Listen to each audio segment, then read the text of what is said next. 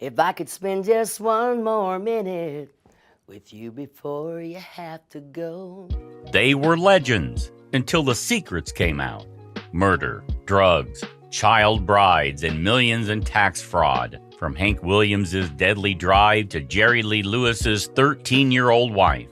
These 20 scandals changed the country forever. The last one will shock you. Number 20. Hank Jr.'s band dies in plane crash, and he's never the same.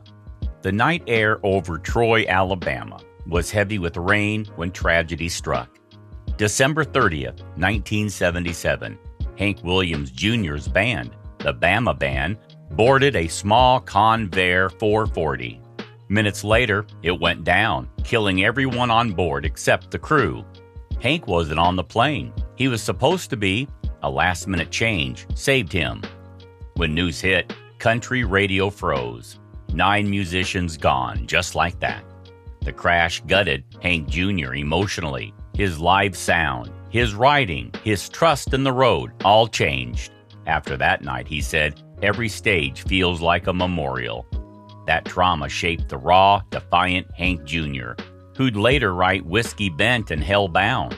The boy chasing his father's shadow became the outlaw standing in it. And yet, just 2 years later, something happened to Hank himself. Something even more terrifying than the crash he avoided. 24 passengers aboard are heading for a concert date Friday night. They're relaxing. Some are playing poker. We found out 10 minutes from the Baton Rouge airport that we ran out of gas, and I just heard the pilot go, "Oh my God." Wife and I were out sitting in our backyard, and we heard this plane come over with, it sounded like it was running on one engine. By now, pilot McCreary is desperately looking for a spot for an emergency landing. He follows a pipeline route. The wings are clipping treetops. The plane stalls and goes down. Number 19. Merle Haggard goes to prison before becoming a country star. Long before the spotlight, Merle Haggard sat in a San Quentin cell, inmate number A45200. It was 1958, and he'd tried to rob a Bakersfield roadhouse after a night of drinking. He was 20 years old and already notorious in California. Inside prison, he watched Johnny Cash perform live on New Year's Day, 1959, and swore he'd never come back there again. Fellow inmates called him the kid who could sing but wouldn't shut up. When he got out, Merle didn't waste a day. He worked oil fields by day, played honky-tonks by night, and by 1965, his song, Swinging Doors, hit the charts. Ironically, the ex-con became America's voice for working-class pride. President Reagan would later pardon him in 1972, the same man who once carried a prison number. But fame doesn't erase fear. One woman's life would soon crash harder than any prison gate. True or untrue that you were in the audience as a prisoner in San Quentin when Johnny Cash came through and played? Oh, that was true. He didn't meet me, and I didn't meet him then. The day he was there was New Year's Day, 1958. He'd been over in San Francisco having a party the night before. And Number 18, Patsy Cline's messy love life before her tragic plane crash. Patsy Cline wasn't the Nashville sweetheart people wanted her to be. Behind the velvet voice was a woman fighting for control over her songs, her marriage, her image. She married Charlie Dick, a hard-drinking, jealous man, and their fights were loud enough for neighbors to hear through the walls. Offstage, she faced another battle, the male-dominated Nashville industry. She was one of the first female stars to demand fair pay and to swear like one of the boys while doing it. By 1963, she was headlining Vegas, recording with Elvis's band, and raising 2 kids under constant pressure. Then came March 5th, 1963. Her Piper Comanche crashed in a storm near Camden, Tennessee, killing her, Cowboy Copus, and Hawkshaw Hawkins instantly. She was just 30. The headlines called it fate, but Nashville was already whispering about another storm brewing, one born in courtrooms, not clouds. I've got your picture. I'm crazy for feeling so lonely. Number 17. Conway Twitty's paternity fights and family court drama. Conway Twitty sold over 50 million records, but lawyers made almost as much off his name. After his death in 1993, his estate became a battlefield. Multiple women claimed he fathered their children. Old contracts resurfaced, and even his beloved Twitty City, a multi-million-dollar theme park in Tennessee, was dragged into the fight. During his lifetime, Twitty worked like a machine, 55 #1 hits, often touring 250 nights a year. That pace left no time for peace, and it showed. Some of his kids accused his widow of taking their inheritance. The lawsuits got so bad that even country radio stopped saying his name for a while. Conway had once said, "Money ruins what music builds." He wasn't wrong. His legacy survived, but his empire didn't. And while the courts were busy, another singer faced a fall that no lawyer could fix, one straight off a mountain. Name is actually Conway Twitty? No, that's a stage name. I got that name from the map of the United States back in 1957. Real name's Harold Jenkins. Number 16, Hank Williams Jr. falls 500 feet and nearly loses his space. August 8, 1975. Hank Jr. was climbing Ajax Mountain in Montana. One misstep and he fell 500 feet, smashing his skull, jaw, and nose. Doctors said he'd never sing again. He proved them wrong, but at a price. The fall crushed his old image. Gone was the clean-cut son of Hank Sr. What rose from the hospital bed, covered in metal plates and scars, was a new man. One who'd wear sunglasses and a beard to hide the damage. His next album, The New South, sounded like nothing Nashville had heard before. Raw, bluesy, angry. Fans called it a rebirth. Hank called it survival. He spent 2 years relearning how to talk, then went right back on tour. Every show after that felt like payback to fate. But not every split in country was physical. The next one tore through hearts, money, and friendship. If you want to go there, you fell off a mountain. Everybody thought you were dead. 530 feet was a long way and 17 operations. Yeah, I have a little bit of back pain now and then. What do you remember about that fall? All of it. You do? You didn't black out? No, that's why I lived, they said. Because I remember every bit of it. Number 15. Porter Wagoner sues Dolly Parton for millions after she leaves. When Dolly Parton left the Porter Wagoner Show in 1974, she wasn't just quitting a TV gig. She was leaving behind the man who helped make her famous. Wagoner took it personally.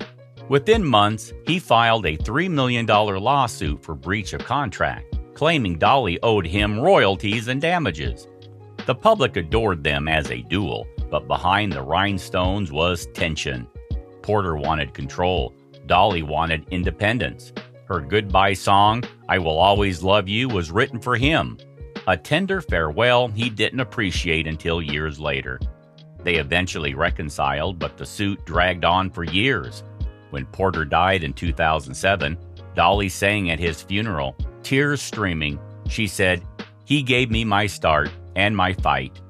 And that fight spread fast. One woman's voice and one song would soon shake Nashville's old guard to the core. If teardrops were pennies and heartaches were gold, who's in the picture with me? I say just someone I used to know.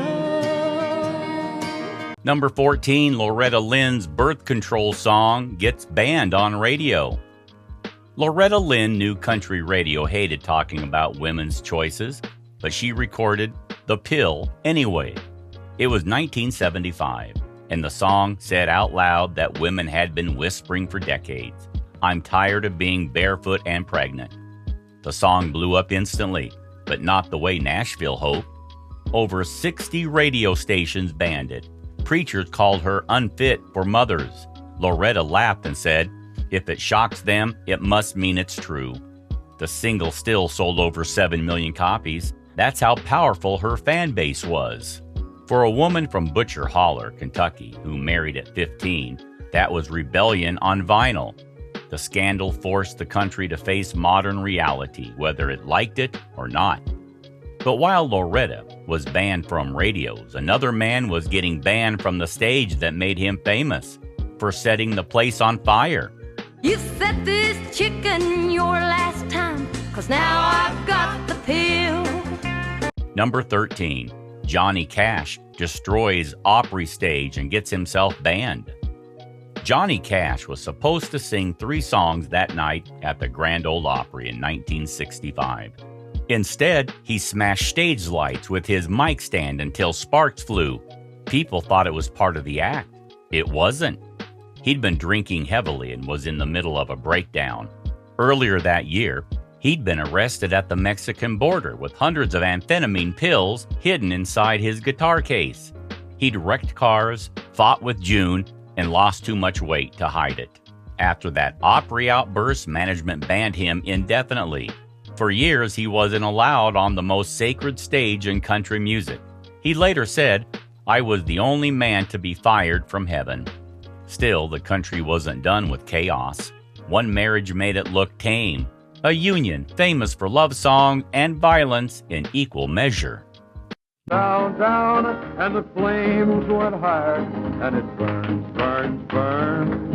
They're asking me about you, darling, and it hurts me slow to tell them that you're gone. If they'd ask me, I... Number 12. George Jones and Tammy Wynette's marriage turns violent. George Jones and Tammy Wynette looked like the perfect couple on stage. Off stage, it was a storm. Jones drank until dawn. Tammy locked herself in hotel bathrooms to get away from him.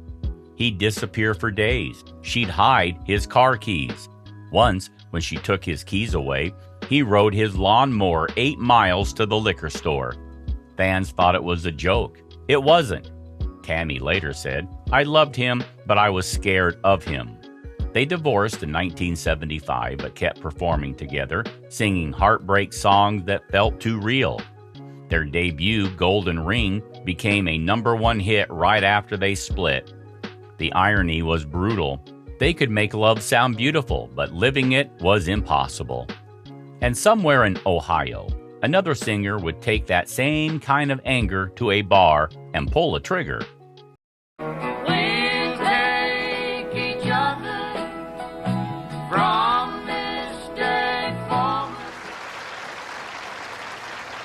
Who at one time were married, and unfortunately they are not married now. You still get along? Oh, best ever. Good friends? Best ever. Yeah. Still speak? Number 11. Johnny Paycheck shoots a man in a bar and goes to prison. It was December 19, 1985. Johnny Paycheck walked into the North High Lounge in Hillsboro, Ohio. A man joked, "You look like an old outlaw."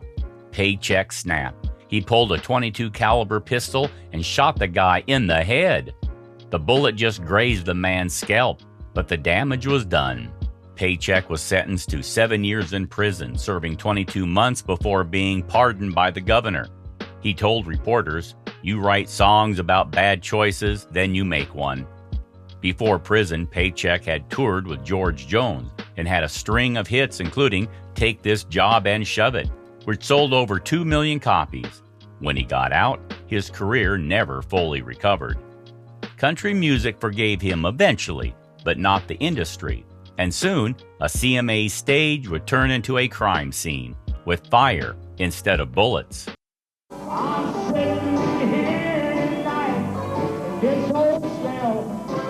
a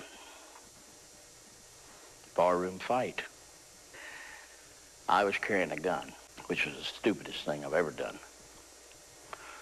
Pulled a gun to scare him off, and the gun, in reality, what really happened, the gun went off.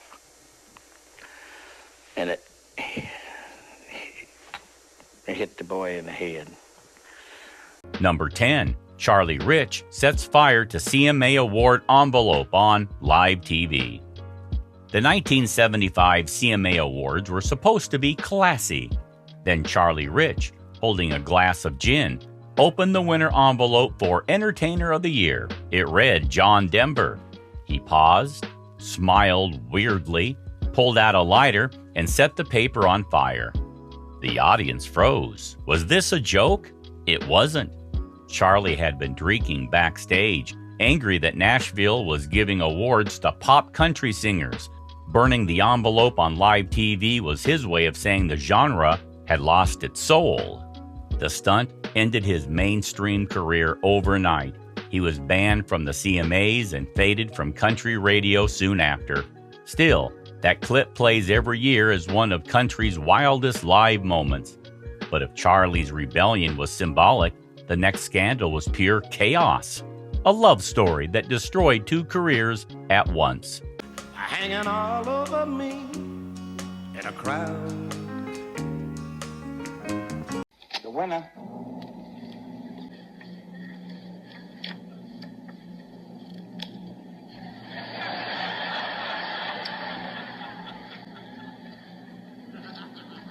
My friend, Mr. John Denver.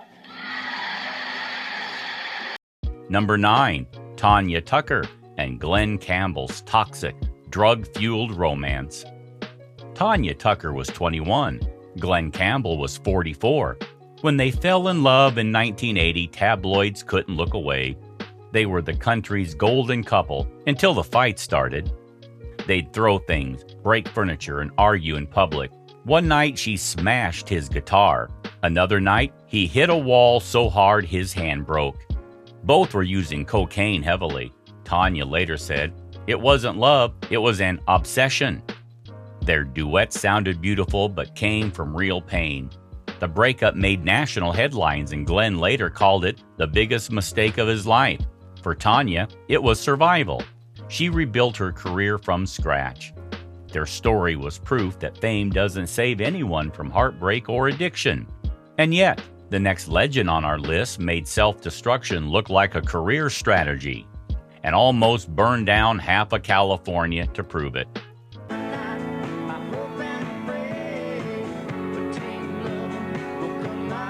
Is your relationship really the roller coaster that the press said it was? We had some bad times.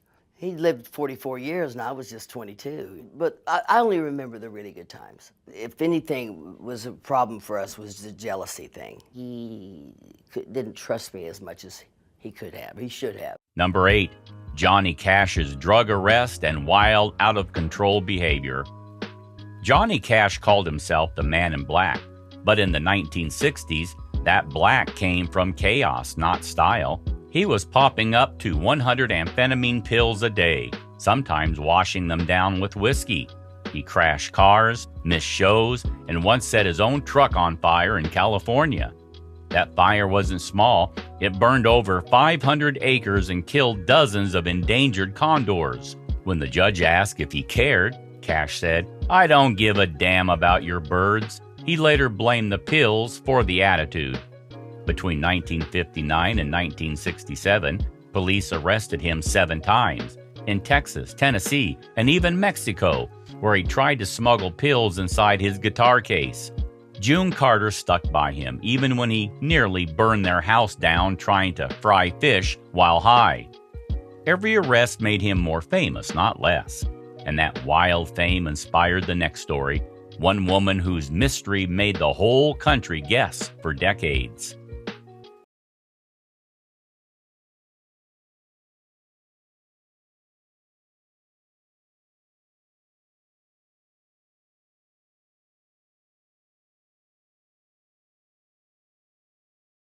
When all at once a mighty herd of red-eyed cows he saw plowing through the ragged sky. Pounded my brain with amphetamines, barbiturates. Drugs are such an evil thing. There's anything unnatural is wrong. Anything that you do to your body or your mind unnaturally is wrong. Number 7, Tammy Wynette's kidnapping story no one believed. In October 1978, Tammy Wynette told police she'd been kidnapped outside a Nashville shopping center. She said a man forced her into a car, drove her around for hours, and beat her before letting her go. The bruises were real, but the story didn't add up. Detectives found no witnesses, no car, no suspect. Years later, Tammy's daughter said they believed she made it up. Maybe to hide domestic violence, maybe as a cry for help. Her ex-husband, George Ritchie, always denied hurting her, but rumors never stopped. The mystery still divides fans. FBI notes released later called her story inconsistent but emotional. That phrase sums up Tammy's whole life. Her voice was pure gold. Her private life was barbed wire. And speaking of George, one man named George would soon make the most famous drunken decision in country music history. Yeah, I took my girls, we were all down there, and I said to my girls, gosh, the fields were white with cotton, and I said, what I'd give if you girls could just go out there and have a pick sack on, you know, and really get into this and see what it's like. And they went, for how long? Number 6, George Jones rides a lawnmower to buy booze while drunk. One night in the early 1970s, George Jones's wife hid his car keys to stop him from drinking. So he climbed onto his John Deere riding mower and drove 8 miles down Highway 96 to a liquor store in Nashville.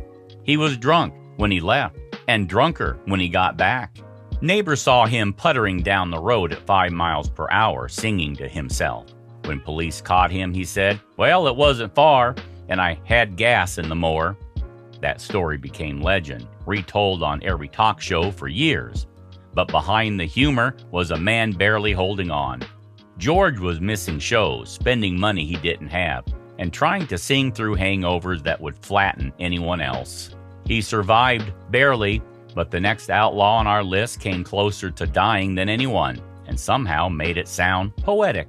I'm going to jail with you, and where you going to go? All right, you're going to go with me, but you ain't going to mess with him, all right?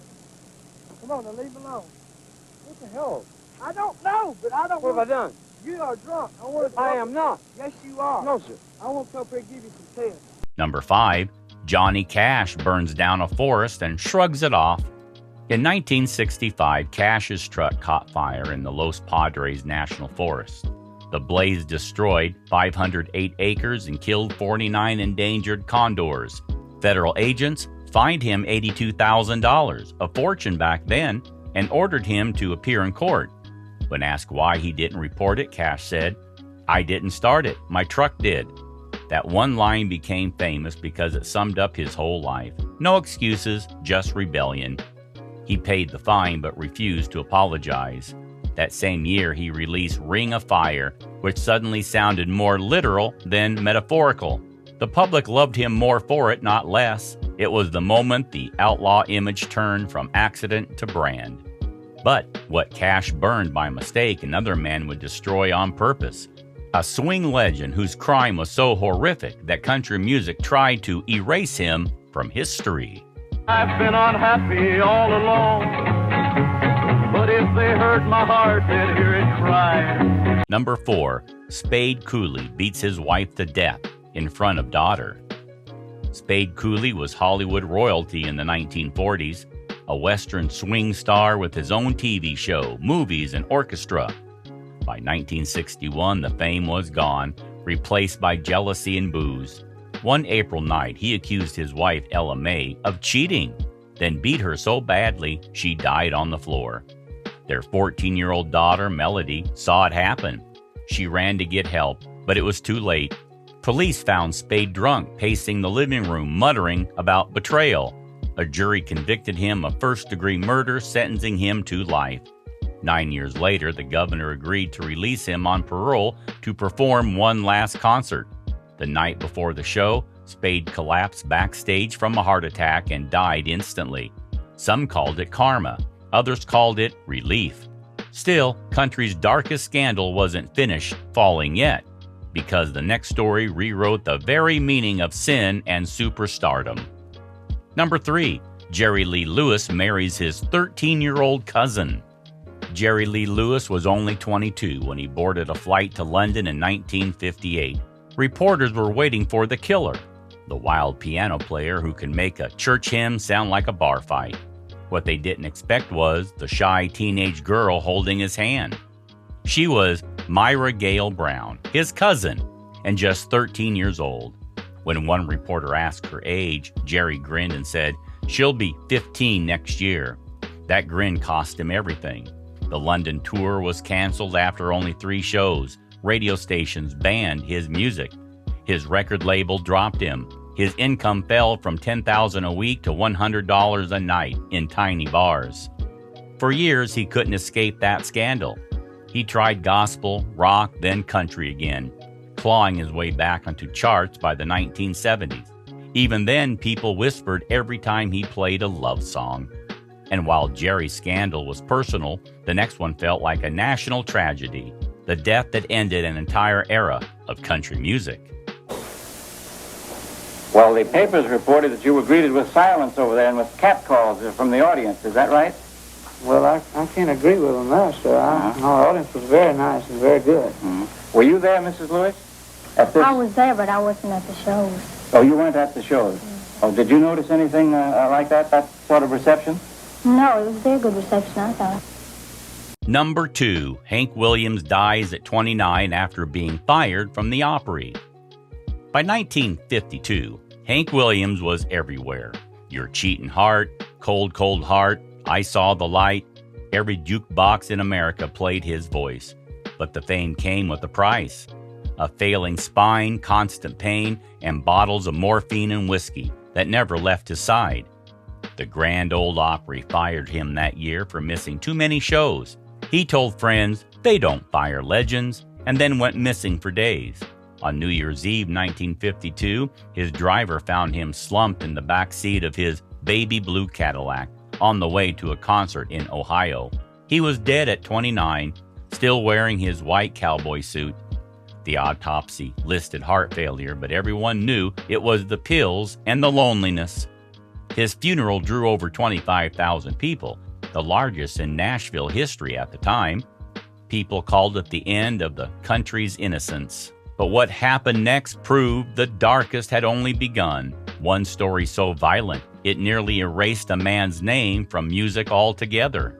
Say, hey, sweet baby, don't you think maybe we could find a... Number 1, the murder of String Bean Aikman, a beloved Opry star killed for pocket change. David String Bean Aikman wasn't just a country comedian. He was part of the Grand Ole Opry's heart. Famous for his long shirts, banjo picking, and gentle humor, he and his wife Estelle lived a quiet life on a Tennessee farm.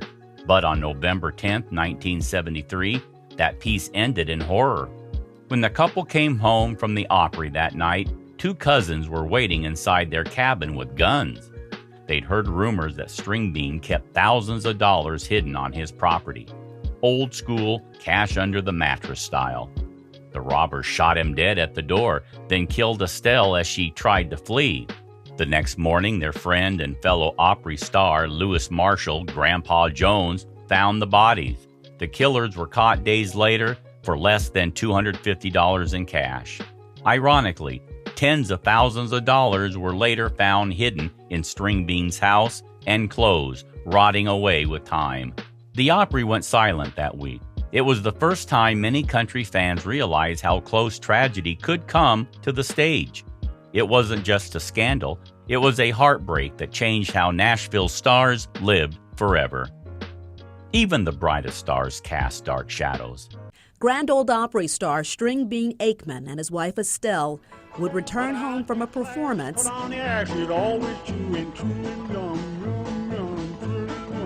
for the last time. I shot Mr. Aikman, and then when Miss Aikman come in through the door, I shot her as well. Thanks for watching, and if you love real stories behind the songs, hit like, subscribe, and keep exploring with us. Which scandal shocked you most? Wait till you see what's coming next.